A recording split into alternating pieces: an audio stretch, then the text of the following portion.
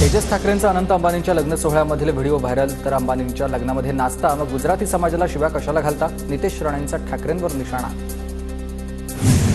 बाळासाहेब ठाकरेंपासून अंबानी आणि ठाकरे कुटुंबाचे कौटुंबिक संबंध, तेजस ठाकरेंच्या व्हिडिओवर टीका करणाऱ्यांना आदित्य ठाकरेंचं उत्तर। वरळी हिट अँड रन प्रकरणामधील मुख्य आरोपी मिहिर शहाला विरारमधून अटक। मिहिर शहासह 12 जणांना पोलिसांनी घेतलं ताब्यात।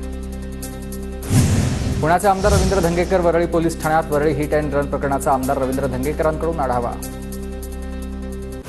शिवसेना शिंदे गटाकडून खडकवासला विधानसभा मतदारसंघावर दावा सांगितला जाणार। शिवसेना पुणे जिल्हाप्रमुख रमेश बापू कोंडे यांच्याकडून तयारीला सुरुवात। सध्या खडकवासलामध्ये भाजपचे भीमराव तापकीर आमदार।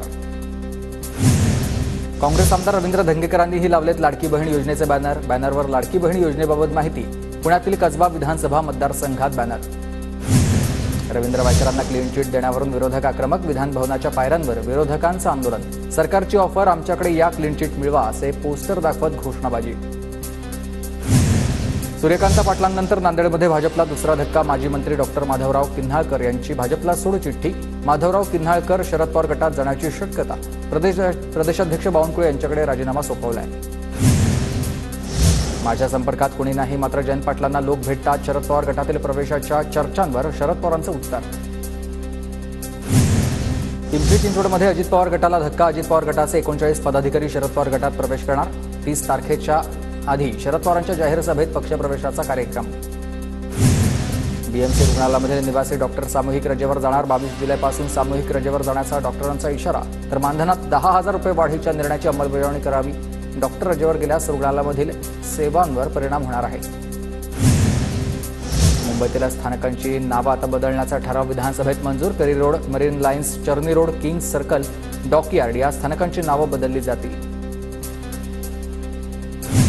लोकसभेत मोदी 400 पारच्या खाली बोलत नव्हते, पण देशाला चुकीच्या दिशेनं नेण्याचा प्रयत्न सामान्य मतदारांनी हाणून पडला। शरद पवारांची पंतप्रधान नरेंद्र मोदींवर टीका। मुंबई क्रिकेट असोसिएशन अर्थात एमसीएच्या अध्यक्षपदासाठी निवडणूक होणार। नाना पटोलेंनी एमसीएला जाऊन निवडणुकीचे नियम जाणून घेतलेत। उमेदवारी अर्ज भरण्यासाठी उद्या शेवटचा दिवस।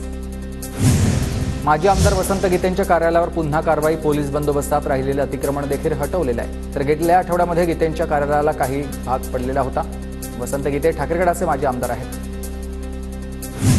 भुसावळमधील हसनूर धरणाचे 14 दरवाजे 1.50 मीटरनं उंचीनं उघडलेले आहेत। तापी नदीपात्रामध्ये 43,000 क्युसेकनं पाण्याचा विसर्ग सुरू।